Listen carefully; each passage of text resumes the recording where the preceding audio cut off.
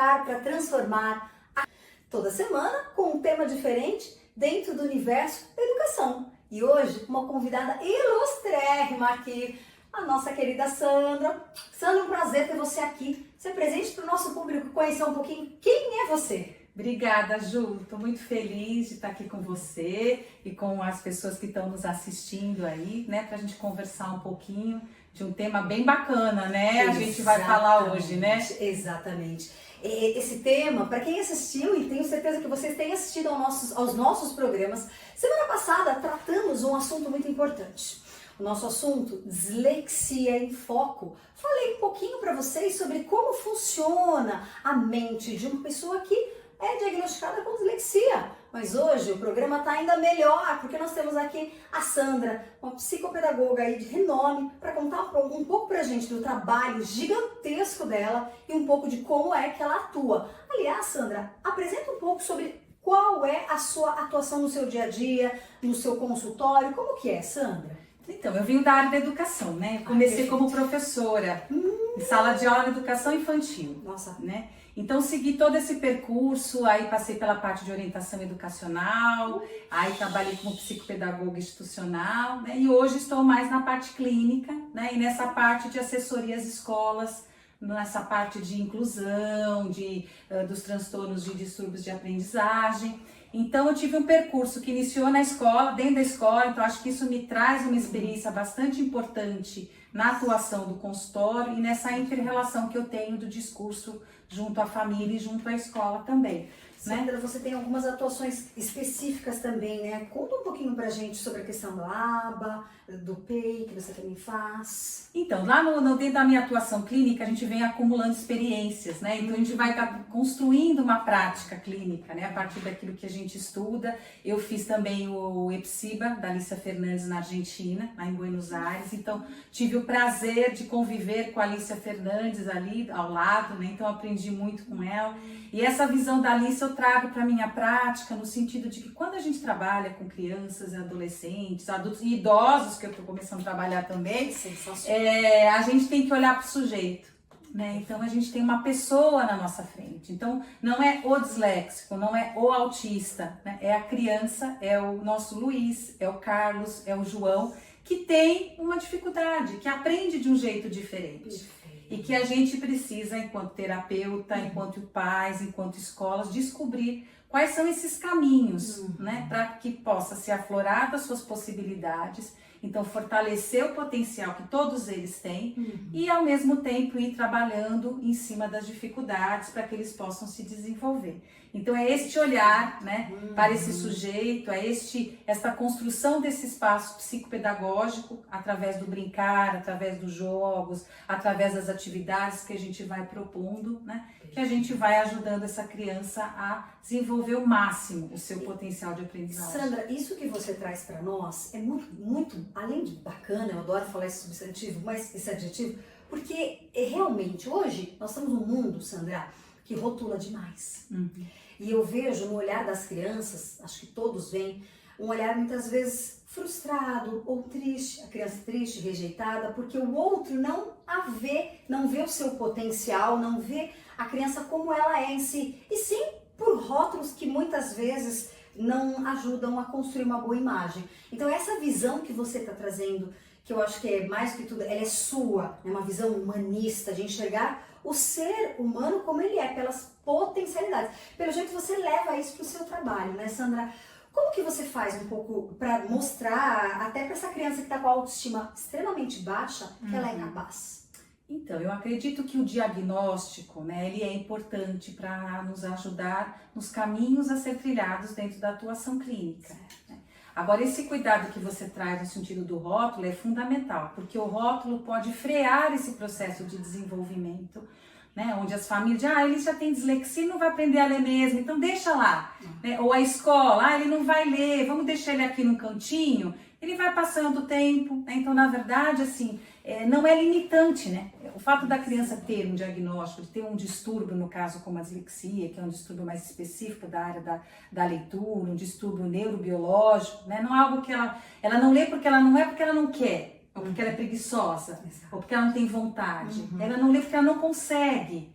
faltam recursos, né? Faltam estratégias para que ela possa conseguir ler da mesma forma que os outros leem. Ela vai precisar de um outro tipo de atuação. Exato. A gente vai ter que mostrar para ela que ela vai ser capaz, que ela é inteligente, mas que ela vai ter que talvez trilhar um outro caminho, talvez um caminho mais penoso, um caminho mais demorado, mas ela vai poder chegar onde ela quiser. Eu tenho pacientes disléxicos que se tornaram médicos, como outros que também eu tenho hoje que querem ser médicos, advogados, enfim. Então é possível, né? Um prognóstico bastante positivo. Então, nesse sentido, eu animo as famílias, né? No sentido de investir nos seus filhos, porque eles podem desenvolver as habilidades e suas aprendizagens. Isso que você falou é algo muito importante. Aproveitando, entregando o tema do dia, hoje, dislexia, uma visão na prática. Nós estamos aqui, vamos descobrir e conversar sobre tantas coisas que eu acho que vai fazer com que o público que está em casa passe a refletir, entender melhor,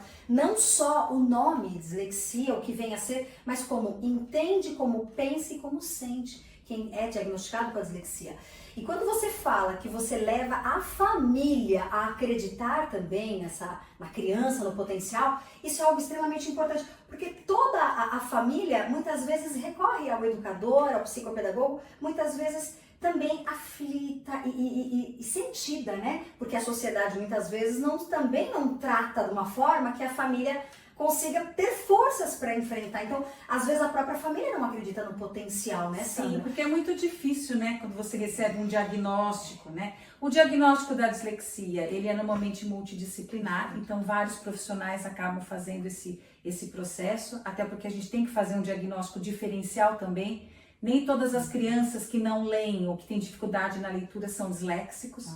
Né? Essa questão da dificuldade de leitura é uma questão que vem acompanhando já de muito tempo, né? O nosso país, é um tema recorrente, né? Mas a gente tem que conseguir separar o joio do trigo, né? Quer dizer, que questões estão relacionadas a essa dificuldade de leitura, que pode ser uma limitação intelectual, pode ser um problema que tem a ver com inteligência, pode ser uma falta de estímulo adequado, de um problema de ensinagem, né? Passou por escolas onde, na verdade, ninguém ajudou essa criança a aprender, não teve um ensino adequado, né, para as características desta criança. E pode ser, claro, uma questão de uma dislexia, que aí é um distúrbio que está enquadrado dentro de um quadro, né, dos manuais aí de medicina, do DSM-4, do CID, são dois nomes dos pais que têm aí contato com crianças disléxicas, já devem ter tido esse diagnóstico, né, que normalmente é dado pelo neurologista após toda essa avaliação multidisciplinar. Então, são diagnósticos, mas que não se encerram, né? Não são limitadores, mas a gente pode transformar tudo aquilo que é dificuldade numa forma de crescimento e desenvolvimento, né? Mas para isso a gente tem que perceber os sinais. Isso é importante o que a Sandra diz, porque é errôneo, né? É errôneo. Muitas vezes as pessoas trazem, minha filha não consegue ler, até comentei isso no último programa, é dislexia. Como você muito bem deixou claro, é uma equipe multidisciplinar que vai em conjunto também com a escola, com os dados que a família também vai trazer, vai analisar e fazer uma avaliação em conjunto, né? Então é algo muito sério para de fato já acreditar-se que é, né? Ou como uma dislexia ou qualquer outro distúrbio, por exemplo, de aprendizagem. Então essa questão dos sinais, Sandra, para ficar bem claro, eu acho que até para deixar esse recado legal para o nosso público, né? Para mim também, porque isso é algo que eu estou sempre aprendendo e uma pessoa como você que tem anos aí de experiência, quais seriam esses sinais que podem, de repente, indicar que pode ser um sinal de dislexia? Então, dentro da psicopedagogia, eu trabalho desde 1991, na área clínica. Sandra, que né? experiência! Antes disso, trabalhava em escola, mas na área clínica estou nesse percurso aí como um todo, né? E na clínica. Então, eu acho que essa experiência que a gente tem no dia a dia, né, que vai dando suporte para a gente cada vez mais ir percebendo esses sinaizinhos, que às vezes são pequenos, mas que possam fazer diferença, né, na hora da gente fazer uma identificação precoce. Então, os pais, dentro de casa, quando a criança já é pequena, lá quando está na educação infantil, já pode começar a ir observando. Perfeito. Se ela teve um atraso na fala, já é uma pista, já é um sinal.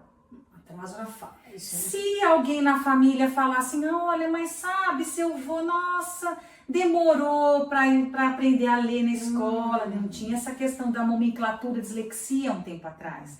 Lá para trás começou, na verdade, disfunção cerebral mínima, que era o termo usado para dislexia. E aí depois, com o tempo, foi passando por vários termos, até que atualmente a gente usa, né, a questão da dislexia para identificar esse distúrbio. Então, as famílias não sabiam o que chamava dislexia, mas vão vir com essa questão. Ah, tinha uma avó, tinha um primo, tinha um sobrinho que parou de estudar, que era muito difícil ficar atento na escola, que não gostava de ler. Então, essa pesquisa familiar é importante a gente fazer. Quando as crianças chegam no consultório, as famílias chegam, a gente vai fazendo na nossa entrevista esse levantamento para poder já ir dando essas pistas para a gente poder depois fechar o diagnóstico. Por conta da questão genética, né? Que muitas vezes, Sim. né, os estudos é o que sempre apontam, né? Que às vezes não tem um indício tão concreto de um pai, muitas vezes, mas tem um avô, alguém. Então sempre tem um aspecto, né, genético relacionado. E que mais, Sandra? A criança que às vezes tem dificuldade de lembrar o nome de um objeto, por exemplo, que fica, então isso aqui, o que é? Como é que chama isso aqui mesmo? E aí, coisas do cotidiano, que ela já viu, que a mãe já falou, tem a ver com essa questão da dificuldade de memória e memória ligada à questão da linguagem, uma memória que tem a ver com palavras, né, de relacionar. A criança que às vezes na escola ou em casa a mãe canta uma musiquinha e tem dificuldade de memorizar a música que a mãe cantou, né? Não percebe as rimas, por exemplo, que uma musiquinha traz, né? Um pouquinho mais pra frente quando ela tá na educação infantil. Às vezes tem a dificuldade de perceber a diferença entre os sons, uma coisa com a outra.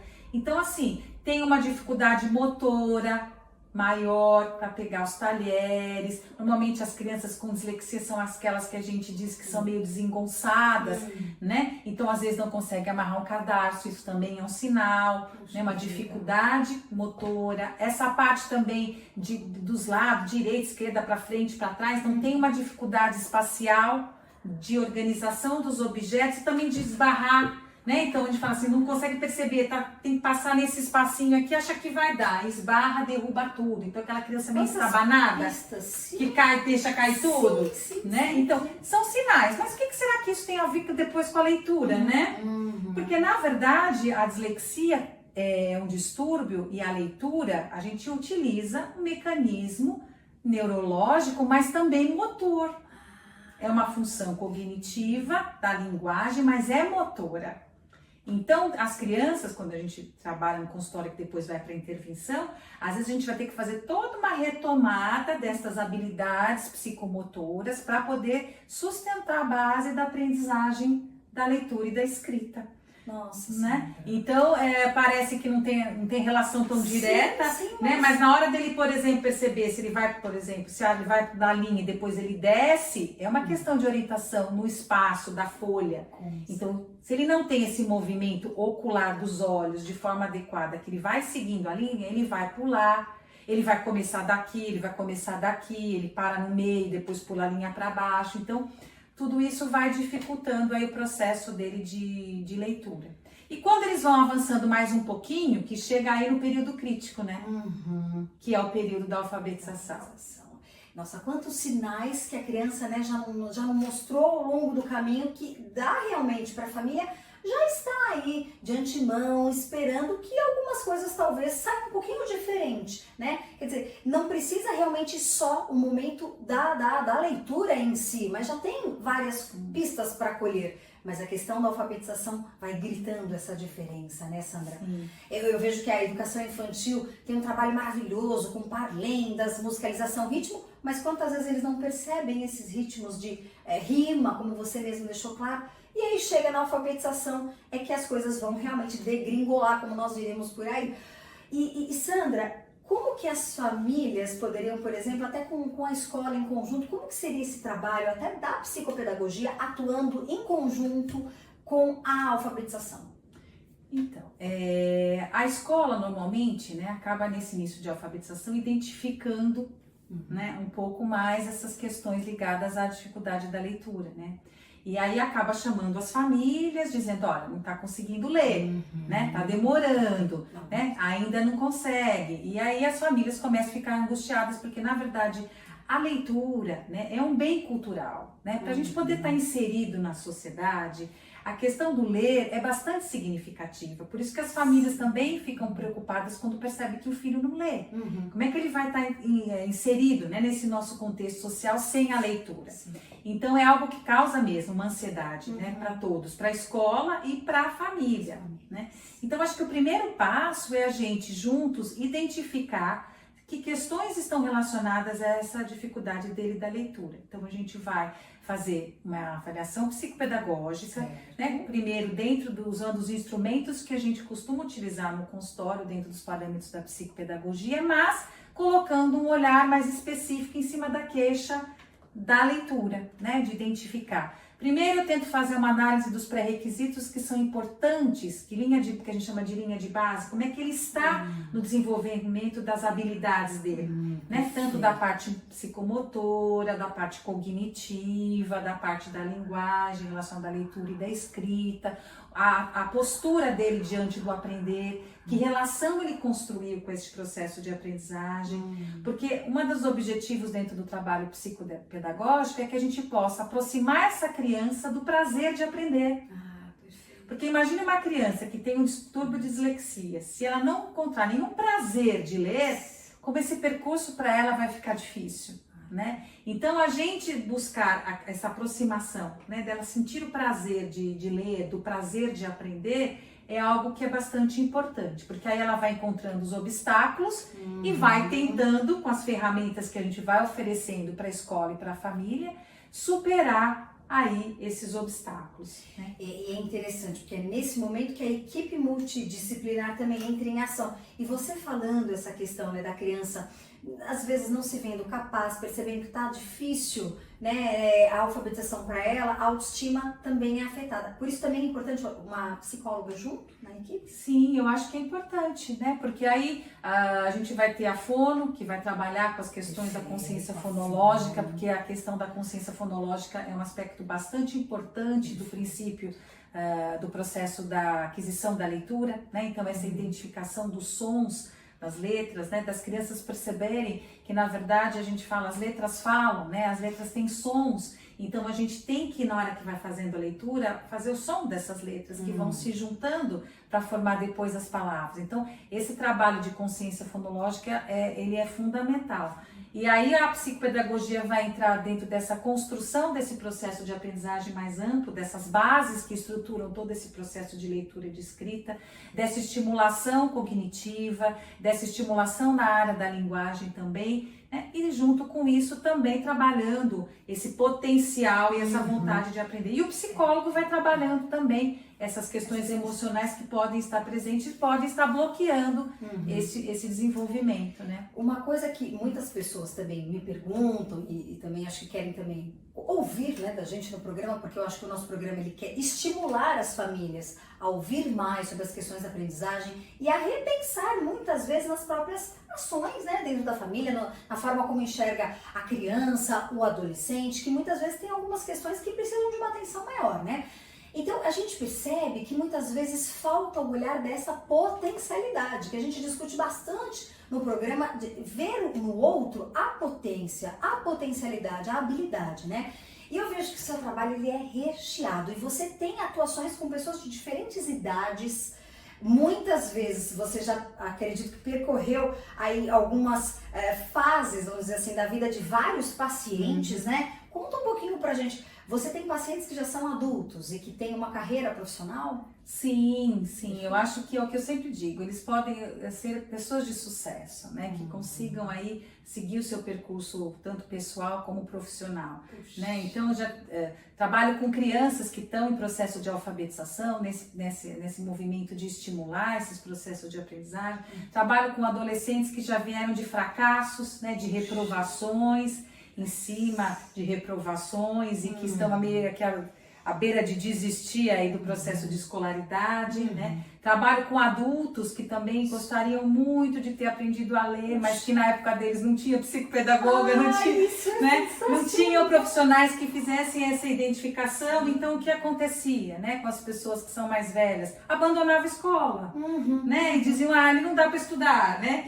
E aí, eu até estava te contando antes do programa de uma senhora de 60 anos que chegou no meu consultório. E o maior desejo dela é conseguir ler o que estava escrito no ônibus, né? Então vejo a importância da inserção social, como ela se sentia excluída da sociedade à medida que ela não conseguia ler a placa de um ônibus. Nossa, né? Mas isso é emocionante. Então, na verdade, claro que a gente identificou quais os caminhos, que estratégias técnicas a gente utilizar, né? Construção de sílabas, segmentação de palavras, a gente vai usando todos esses recursos técnicos, né? Mas a gente vai trabalhando com essa pessoa, com esse humano, né? No sentido de acolher esse sofrimento dessa senhora que já teve vários momentos de se sentir incapaz, né? E de mostrar para ela que sempre é tempo, né? Que sempre é possível a gente conseguir aprender. E isso a gente vai fazendo com as famílias, vai fazendo com as escolas, porque a escola também precisa olhar para as possibilidades, né? E buscar canais de comunicação com esta criança, para mostrar que ali na escola também ela tem um espaço de desenvolvimento, de habilidades que não sejam só relacionadas à leitura e escrita. Nossa, porque é a área que ela vai ter mais dificuldade, né? Então, por exemplo, se ela vai ter mais dificuldade, mas ela pode ter uma potencialidade na dança. Tem uma menina que eu trabalho, que a gente está identificando que tem dislexia, ela é ótima para cantar e dançar. Então, o que eu vou orientando as famílias, coloque ela numa aula de canto, coloque numa aula de dança. Porque quando a gente trabalha em cima daquilo que ela não dá conta, a gente vai potencializando e fortalecendo aquilo que ela é boa.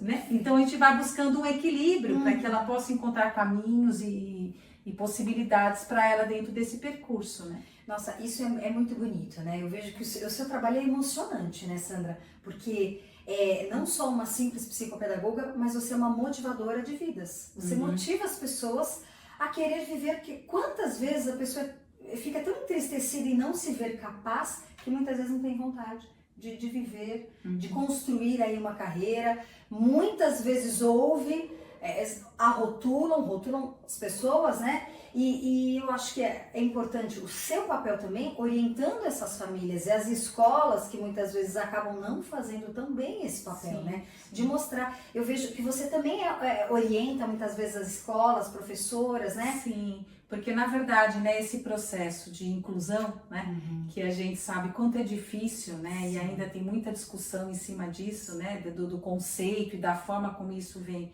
ou poderia acontecer, né, de uma forma mais adequada para essas crianças, né. Então, quando ela chega na escola, o mundo da escola é um mundo letrado, né, o mundo da escrita e da leitura, né, e ela não vai dando conta. Então, que outras estratégias esses professores e essa escola pode pensar para que essa criança aprenda? O objetivo dessa criança é aprender. E ela pode aprender por vários meios, por vários canais. Não precisa ser um único, né? Essa criança que tem a dislexia ou tem um outro transtorno vai precisar que a gente, que é o adulto que está nessa relação, né, de ensinante, no caso, que a gente vá descobrindo possibilidades de chegar nessa criança. Não é a criança que tem que se adaptar, somos nós, enquanto adultos, que temos que descobrir qual é o jeito que ela aprende. Qual é o melhor jeito para essa criança aprender? E hoje, felizmente, a gente tem aí uma série de recursos disponíveis. Com certeza. A gente tem uma série de literatura, né, acessível para professores, para pais, para escola. Então é possível a gente ampliar os nossos conhecimentos sobre o tema que a gente está discutindo aqui, que é a dislexia. Aprender mais, conhecer mais sobre isso, né? E colocar em prática. Né? Porque na verdade a gente precisa conhecer, saber, mas o conhecimento só se efetiva na hora que ele é colocado em prática. Então, assim, a gente conversa muito com as escolas no sentido de que possibilidades a gente pode trazer para essa criança. A gente pode usar um vídeo, um recurso visual. O recurso visual ajuda muito no processo de aprendizagem. A gente na escola explora pouco ainda o recurso visual, né? Ainda fica na lousa, mas tem uma série de vídeos. Essa criança não consegue ler muito, mas se ela assistir um vídeo, ela vai aprender sobre a Revolução Francesa, por exemplo, que eu estava vendo com o menino essa semana, ajudando ele a entender o que era a Revolução Francesa. Ele vai ler o texto ele está no 9º ano, ele não vai entender Revolução Francesa, porque ele não vai conseguir ler tudo aqueles 10, 15 páginas que tem no livro didático. Isso já é difícil para aquele, né? Então, o que a gente pode fazer para ele aprender? Ele tem que sair da escola aprendendo. Sim. Vamos sugerir um vídeo, um filme que fale disso. Vamos, em vez dele ter que ler 10, 15 páginas, vamos selecionar os pontos mais importantes que ele possa, aí sim, ler, porque é o que ele vai dar conta de ler, um pequeno texto, e compreender aquela informação. Né? E isso não só ele ganha, né, Sandra? O grupo todo ganha, porque são múltiplas formas de ensinar e múltiplas formas de aprender. Porque, na verdade, a gente diz que a criança com dislexia tem que aprender de forma multissensorial. A gente tem que usar todos os sentidos. Então, é o ouvir, né? É o olhar, é o tátil sinestésico. Então, quando elas são menores, a gente já tem que passar a mão no formato das letras para poder fazer relação com o movimento que cada letra tem, para associar com o seu som. Então, a gente vai trabalhando sensorialmente, né, com essa criança ou com esse adolescente. Então, o recurso visual é um recurso muito rico que eu sugiro para as escolas que usem e façam essa tentativa, né, de sair um pouco daquele esquema e avançar. E as adaptações, né, de currículo que a gente tenta construir junto, do processo de avaliação, né, porque a gente sabe que a criança com dislexia vai precisar de alguém normalmente que leia as avaliações para ele, ele não vai dar conta de ler. A criança com dislexia talvez precise de um tempo mais prolongado, porque ele vai demorar para fazer as atividades mais do que as outras crianças, né? Então são adaptações que são possíveis a escola fazer e que isso pode auxiliar essa criança no seu desenvolvimento. Nossa, perfeito, Sandra. Eu só tenho a te agradecer. E eu quero, inclusive, já propor que você faça uma parceria para um próximo programa, porque acho que é muito legal, a sua atuação ela é tão forte, eu imagino que deva ter até, de repente, algum paciente que a gente possa trazer aqui para contar um pouco sobre esse seu trabalho e como ele se sente. Você aceitaria mais uma e outra, talvez mais umas 2 ou 3 entrevistas aqui com a gente, Sandra? Claro, venho com o maior prazer, né? Sempre importante a gente poder compartilhar, né? O conhecimento não tem que ficar na gente, tem que conseguir dividir esse conhecimento com as outras pessoas, né? Então, quanto mais pessoas a gente puder ajudar com aquele conhecimento que a gente adquiriu aí nesses anos aí de trabalho, né? Estou à tua disposição. Quando que você quiser, você me chama que eu venho. Poxa, eu só tenho a agradecer de verdade. Muito obrigada por tudo que você compartilhou aqui com a gente. Se eu gostei, eu imagino vocês aí de casa. Porque como eu sempre digo, aqui nós estamos juntos para aprender sempre mais como educar para transformar. Muito obrigada mais uma vez. Obrigada, querida. A todos. E sucesso pro seu programa sempre. Para nós, muito obrigada. Até a próxima.